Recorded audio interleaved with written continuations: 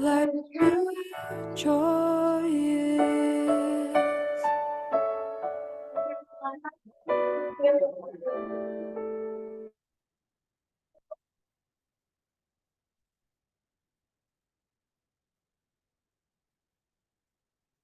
Well, thank you, Yorona, Terry, and Munyang, for your beautiful voices and your beautiful song this morning. So at this point, please join me in prayer.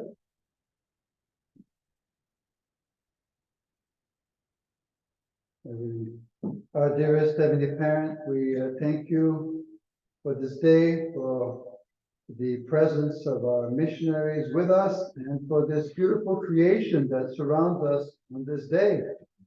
And as Chuseok was celebrated in Korea, at this time also we can rejoice with the beauty of creation, and also maybe thinking of our ancestors who persevered and pioneered this land for us, Heavenly Parent. So please guide us on this day. We pray for that we can connect with your heart, with your vision at this time, with our true mother, leading the way in this providence of yours to establish a world of peace, a world of one family under you, Heavenly Parent. We pray that as a community here, we can show a model of true peace among us, true brotherhood and sisterhood, and that we can share this vision to the world around us. So thank you so much. We pray that we can open our hearts and our minds today to receive your word and to make it real in our daily life. I offer you this prayer this morning in the name of all of our Blessed Central families, and my name, Serge, and Melissa Brosseau of the Brussels Blessed Central family, Jew. Thank you. So now we have announcement from Dr. Franco. Good morning. You're an echo? Yeah. Maybe we have to turn something off. I don't know what, but YouTube, I mean, Zoom is perfect. Zoom is perfect. I was just listening to it. Yeah. You didn't know. But anyways, welcome everybody. We are always challenged. We have issues, but we're always going to overcome. I just want to let you know, we have Wonju University, no, Wongu University of Oriental Medicine in Las Vegas, and they sent this packet here. If anybody wants to study acupuncture and you want to do a doctor in Oriental medical systems and Oriental medicine, let me know, right? Because here's the package, and you can go to Las Vegas and become a student there. Richard, it's never too late, right? Or anything younger, so it's always possible. Today we will have our community meeting after lunch, so I look forward to seeing you there. Okay, thank you.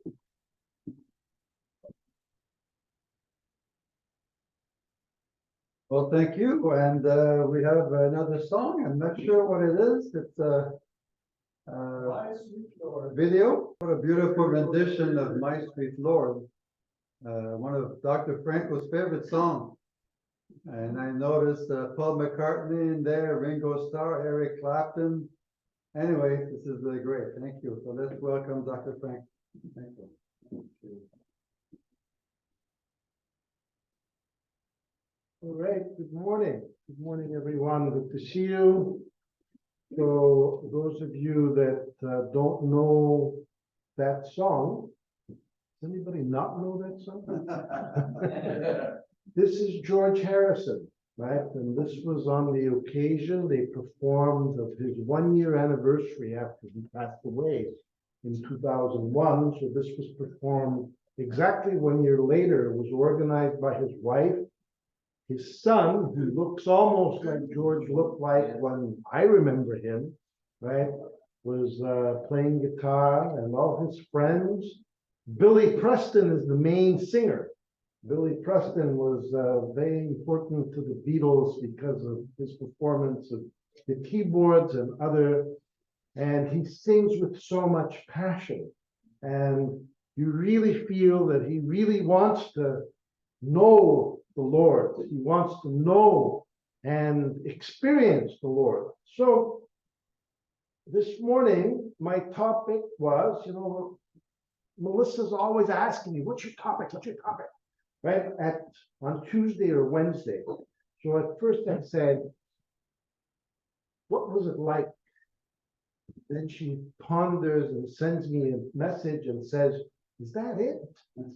I said, well, that's part of it. The rest of it is coming later this week. Right. And what and how will it be? That's my topic. And the reason I chose this song is because I want you to know that many of us who joined in the 70s, it's a long time ago, right? We were influenced by this kind of music.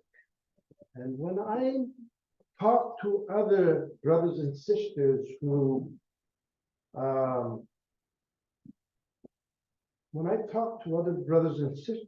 are of my age group, etc., well, welcome. The Bellavasses are here.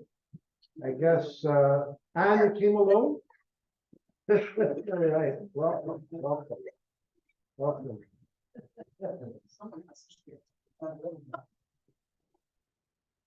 So many of us, we were influenced by music like this.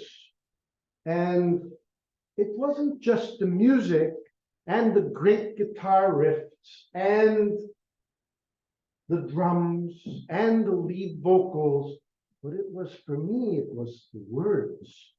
So if I listened to the Moody Blues or to Cat Stevens or to Bob Dylan or any of these other characters, I was always touched by what these folks were singing about. And this was preparation to come to understand what this was all about. Now, is there any way for me to see my PowerPoint, Pierre, or do I have to look over there? Okay, good. This is what I was looking for. So, and I believe I can move it with this, right? Good, thank you. Still learning after all this time. So what was it like to join in the 70s? Actually, one of the missionaries asked me this, and I tried to answer, and so therefore I decided to make a sermon of it, because our younger generation, they're trying to figure all this out. What was the situation like? So this morning I have my good old friend here, John Bellavas, who joined 4 days after me. Right? This was quite important. And he just came in with Anne from Australia, where they are living now. And I just got a call on Friday, and I said, well, okay, great. I'm going to show you some pictures from that time. Wow. So the question is not just what was it like, but how will it be? And this morning during Hundoke, we read about how we actually own nothing. We actually own nothing. So even though we may cling on to what we have, what we own, what money we have in the bank, the fancy car that you're driving, the house that you just bought, let me assure you, you keep nothing. You keep nothing. You're going to have nothing, nothing. Also, that applies to what happens to the future of our movement, the one that we helped build. Because the next generation, they're looking at all this and saying, we're not going to do it this way. We're going to do it another way. Because what they did wasn't enough. It didn't reach the whole world as we expected it to. And so therefore, we face these challenges. So I want to start off with a quote from the letter of James. Yet You do not know what tomorrow will bring. What is your life? For you are a mist that appears for a little time, then vanishes. That's what happens. We're here, we're like a mist, then we're gone. And I want to read to you from True Father's words from November 23rd, 1979. Where could this absolute value be found? I conceived that it could only be found in God's love. He's speaking to the scientists at the ICUS conference. And he says, I conceived that it could only be found in God's love. And that in fact, truth, goodness, and beauty based on God's love is indeed this absolute value itself as God's love. Now take note of this, John, because you're all into values, right? I picked this one just for you, right? Accordingly, it stands to reason that mankind's liberation from the harms caused by the misuse of scientific technology can come only when science itself recognizes God and guides and applies its technology in the same directions as God's love. Okay? So what will it be like when people adhere to the God and to the love of God? It'll be great. So how will it be? This is to be determined. But what I want to share about is how was it? What was it like?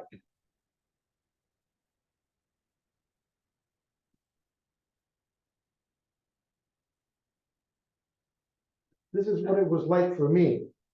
This is September 20th, 1975. You know that guy in the middle with the blue dot? That's me. And that's my first Divine Principle workshop. And Alan Wilding is there, and Marby Ranisty, and Jim Buchanan, and Anita, Mark Sparge, and three other guests that were listening to the principle with me the first time, right? So I looked a little different, right? I had hair, I was slim, I had a beard, right? And look at that. This is 1 year later, on September 18th, 1976. That's John Bellavance right there. That's that guy there. He's holding that one world under God, right?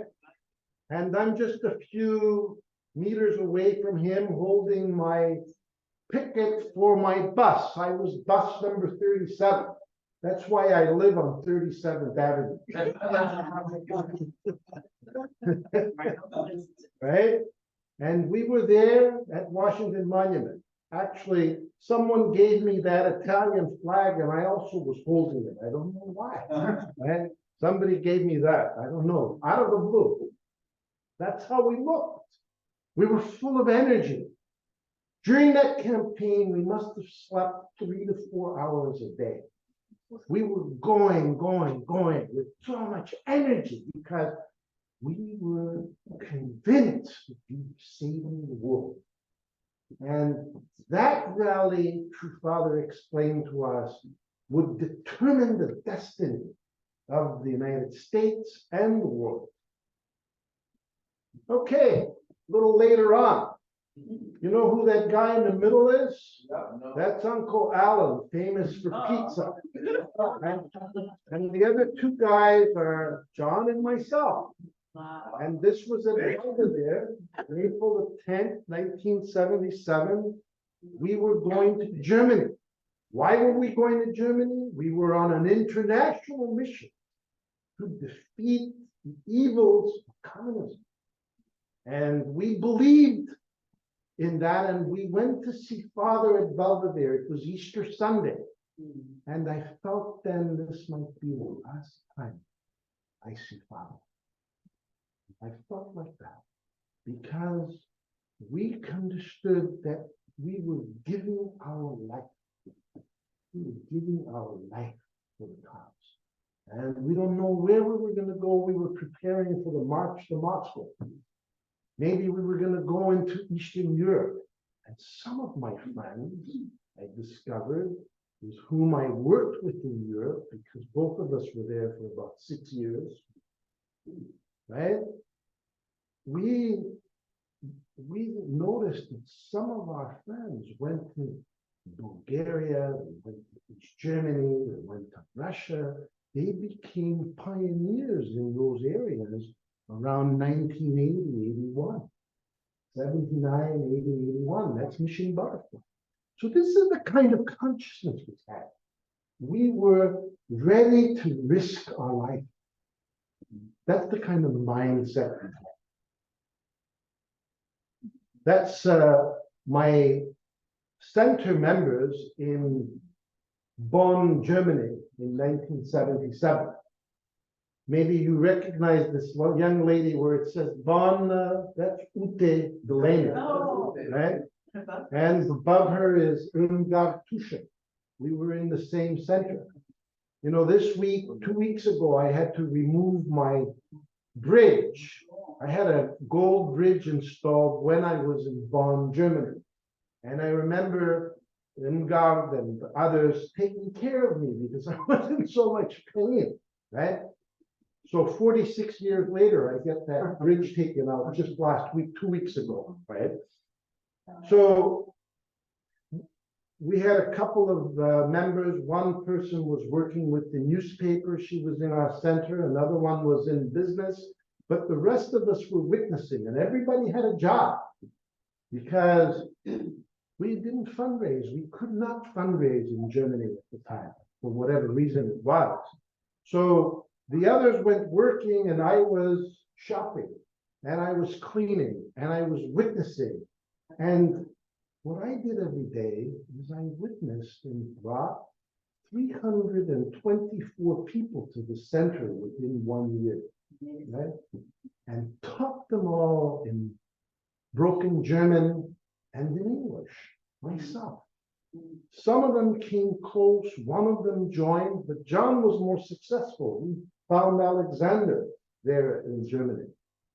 Our purpose, our focus was to spread the word and to teach people the divine principle. That's what we lived for, nothing else.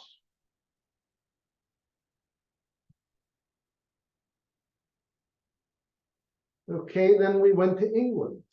This is my team. Who was our leader for 40 days? The guy in the middle, Andy Wilson, professor of scripture at UTS. He had just graduated from UTS. You may remember Mary Sasaki. Next to her, next to Andy, is Akira Sasaki. He was in our center. Alain Rouleau, who is the father of Monique Rouleau, he's up there too. And a bunch of other people that you may or may not know. And that guy with the question mark, that's me, right? That's me. Looks a little strange, looks a little different, right? But that's us. And we were engaged in home church activity. When Andy came, he said, okay, I'm going to do to you what Father did to us. He said, go to your home church area and don't come back, right? And we went to our home church area. We knocked on doors. And we found a place to stay. We witnessed. We witnessed. That's what we did every day. And within a short time, I found spiritual children in my home church area. These are some of them, right?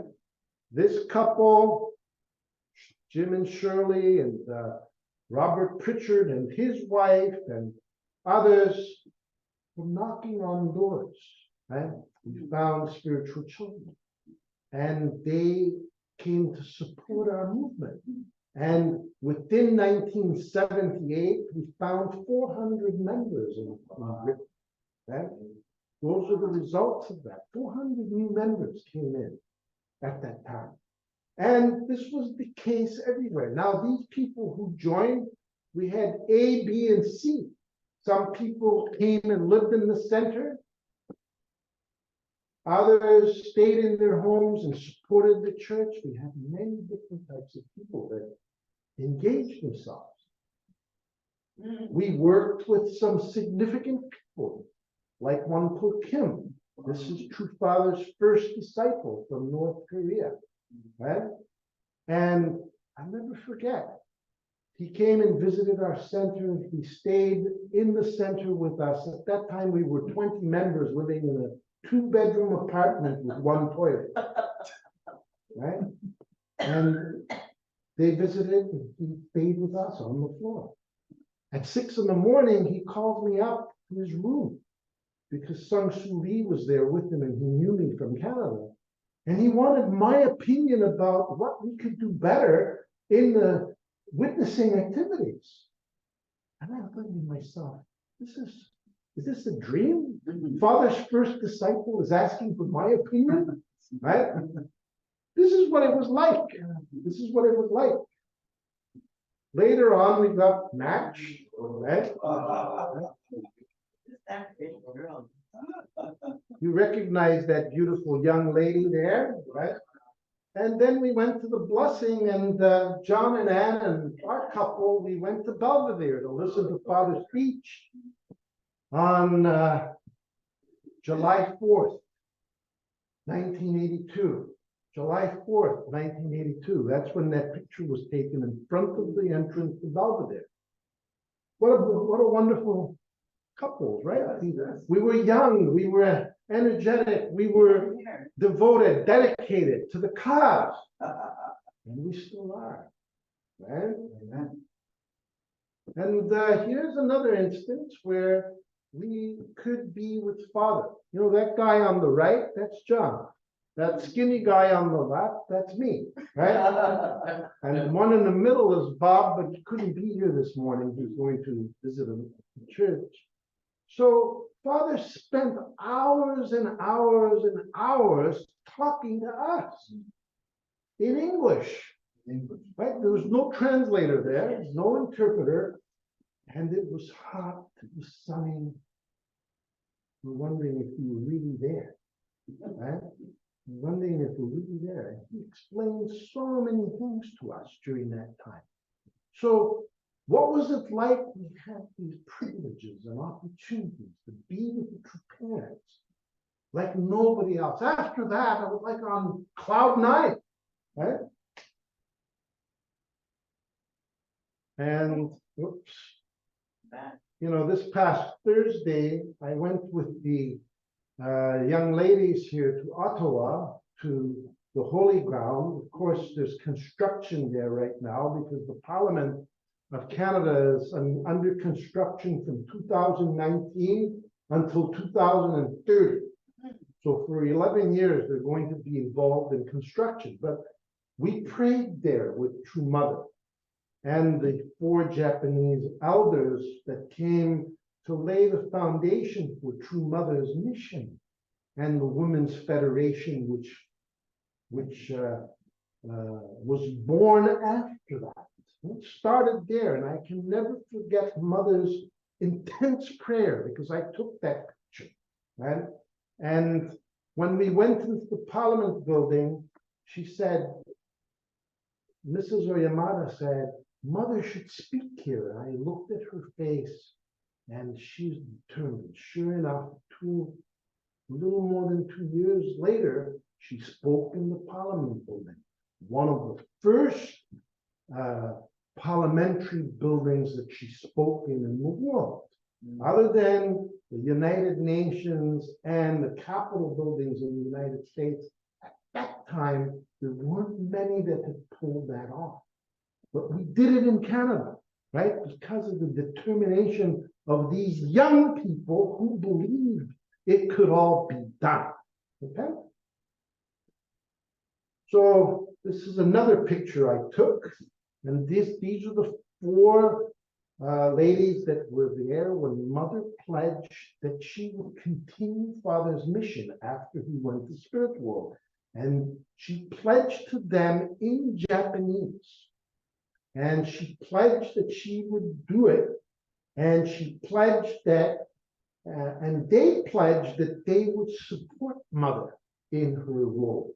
Right? This is what it was like. And this is with Mrs. Kuboki, who just passed away. This was our trinity. Kuboki, the Chang couple, and our couple for Western Canada. But that didn't last long. But we have letters from Mrs. Kuboki where she shares with us. You know, she wrote to Chizuru several times. And we have those letters about their mission. This is our group with true parents at Thousand Islands.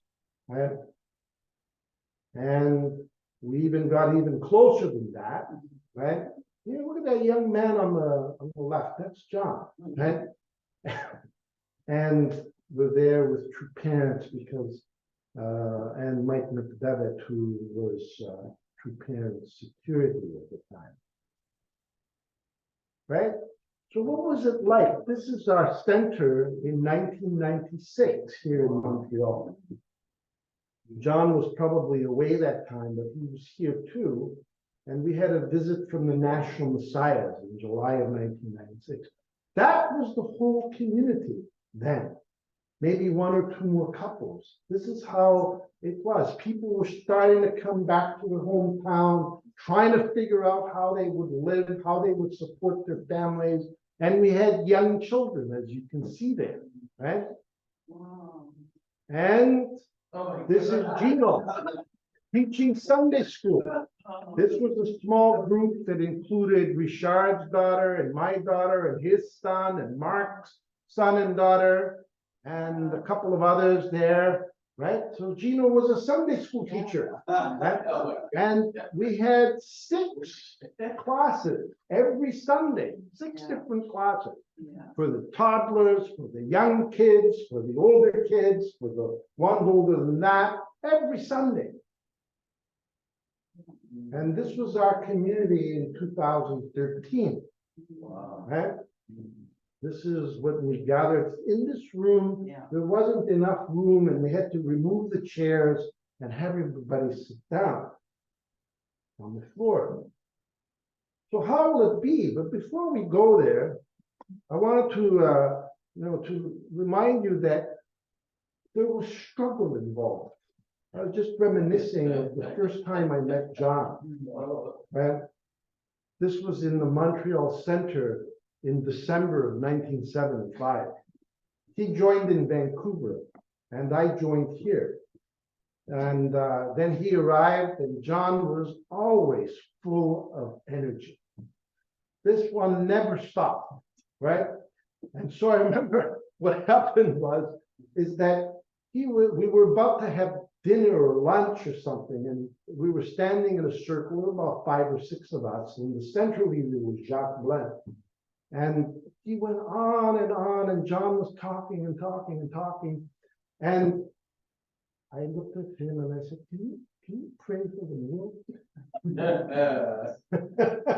And Jacques, who was the city leader then, he said to me, that's not your place to say that. And he let him continue to talk, which kind of irked me, right? And we had all kinds of little struggles. I left my position, right? I wasn't following the principle correctly, right? Because I thought I was able, but because I joined before him, I was really king, right? And I remember later on, he witnessed to Denis, and he brought him to the center. I remember I was there the first time he came to his lecture, the first lecture. That's Denis, right? Tell me that's Denis. They're a childhood friend since they were 8 years old, right? And he went and brought him, and then one of the first things we did was we went fundraising right in the neighborhood where he grew up at Fairview Mall, right? It wasn't easy. It wasn't easy, right? Because all our relatives and family, and we had all kinds of little struggles. John, you want to come and share a little bit about your early experiences? Please, welcome, John Bell.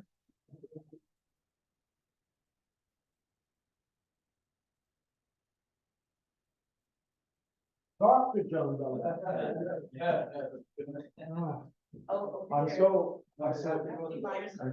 I'm so grateful for Franco letting me share just a few words, but you made a mistake, didn't you? Because how long am I going to go? And knows. I'm so grateful that Denise here and his wife. Wow, honestly. I was thinking about you and I had to call you, but I'm so happy you're here. Then, honestly, can't wait to hug you, man. Yeah, I do remember very much our time in the early days, and it's true. Oh, Pierre is here too. Oh, God. All you people, I just love you guys. Everyone, just looking at everyone. Wow. Yeah, I remember one time we had a workshop in England, and then Franco and our job was to set up the beds. He may not remember this, but I did. I was so annoyed with him.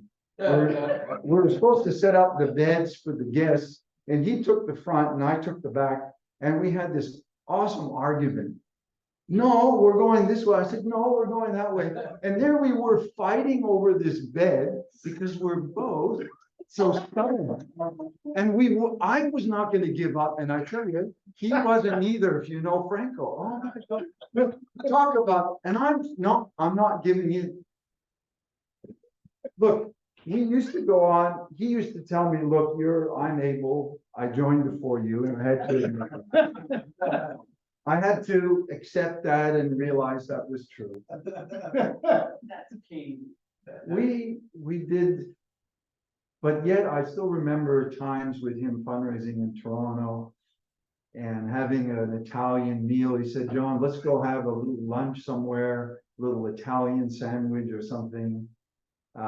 We did that, and He gave it to us for free.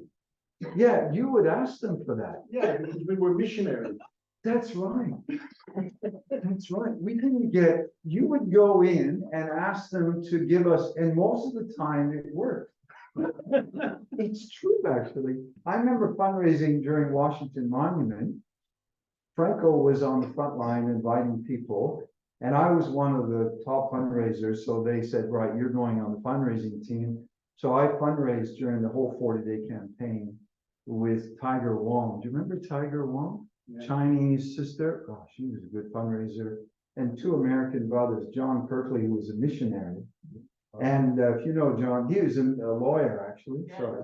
So we fundraised together. It was really interesting. 4 of us made more money than the whole NFT team. So that'll give you an idea.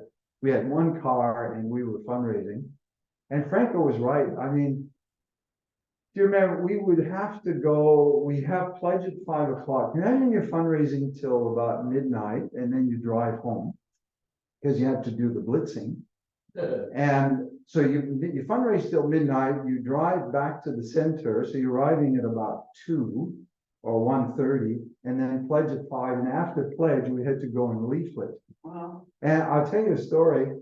I fell asleep on someone's front lawn on a Sunday morning. And I know the guy came because he looked, I could see his shadow even with my eyes because it was sun. He looked at me and I thought, oh, he's going to say, kick me out. And he walked away and left me there. I was so tired. You know, when you have that, you know what it feels when you're so tired. It would be nicer if you died. Yes. Do you know that feeling? I mean, it's just a relief to die. And it was like that, wasn't it? Oh, yeah. Franco, it was just unreal. Look, I can't say much more after what you said. I'm just really grateful for all the experiences we had in Canada, and I looked at all of you, and it's such a joy to see you, honestly. So anyway, Franco and I have this Cain and Abel thing, and you know, in a way now we're all Abels, aren't we? We really are. We're on the same level and the same heart and the same passion. Anyway, thank you. Yeah. Thank you. That's it. Anyways, you know, yesterday I was watching this video about how they want to change the Sunday services and make it, you know, Richard Center is clipped. And I've been following this for the last couple of years, but, you know, we don't have the production abilities that they have in Korea. And, you know, multimedia setups and actors and actresses and musicians and what. There's definitely an effort to change. So therefore, the question is always, how do I get back to the slide, Pierre, please? Yeah, thank you. So how will it be? I was reflecting about the course that we're on. When Father started his mission in August of 1945, it was the beginning of a 40-year course. There was a 7-year course that would lead us from 1945 to 52. If Christianity had accepted him, then the world would be different. But it wasn't, and so therefore he had to walk through the course of indemnity. And there are many courses, right? Many 21-year courses and 40-year courses. And between 1981 and 1985, you know what our movement experienced, right? We had a court case in Britain that we lost. You remember that? Remember fundraising for that, right? Remember going to the bank and depositing money for all of Europe to support the court case. John and I did that. And we ended up with Father going to prison. And then the conclusion was that Father came out of prison and was welcomed by 1,700 clergy in there. And our movement took off after that. It took off after that. We had 7,000 ministers go to Korea to study the principle. We had professors, academics, and many different types of activities. And so today we're in another 40-year course. It started in 85 and ends in 2025. Mother declared after Father passing a 7-year course that went through 2020. What happened in 2020? We were on top of the world, right? We had this massive summit with more than 100 heads of state and current and former heads of state and leaders from every area of life. And then we get COVID. We get crisis, financial crisis, and then the Japanese crisis that started in 2022. And we're in the midst of that right now, and it looks dark. But what does God see? What is God's perspective in all this? We're not going to die. In fact, this will catapult us into a higher realm than ever before, because you cannot attack God's side and get away with it. It defeats God. So the future is what we make of it. Is what we make of it. The young people, they're better than us, better educated than us. They have command of the social networks. They have an understanding, especially our second gen, better than us. Of course, some, they're not with the program, but they still maintain our values. And this is a strong point. So I want to end by saying that let's not lose hope in the midst of challenges and difficulties. What it was like 40, 50 years ago was a lot simpler than now. We didn't have the foundation that we have spiritually now. Even though physically we may experience some financial challenges and other in the movement, finally we will overcome. So have hope. Thank you, and let's pray. Our Heavenly Parent, thank you so much for bringing us together as your family here in Montreal. I'm grateful that we have the freedom to actually gather together and worship with you and freely speak about you and freely share our ideas in the way that we can. I pray that quickly the world will turn around. We know that behind the scenes, spiritually, you're working powerfully to transform the global situation, even though many times It looks dark, just as it looked dark in the 1980s when we felt like communism would take over the entire world as one country after the other fell to the evil atheistic powers. Yet you turned it around. And by 1990, the world looked completely different. Today, we face challenges internally in our movement and externally, globally.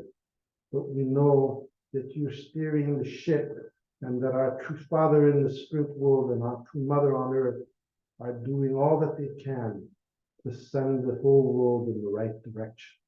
This I pray with all my heart. I pray that you will bless each one here that has gathered this morning. We want to offer our prayer and our heart to you, the service to you. This I pray in the name of each Blessed Central family and in my name of the Famularo Blessed Central family. Adieu.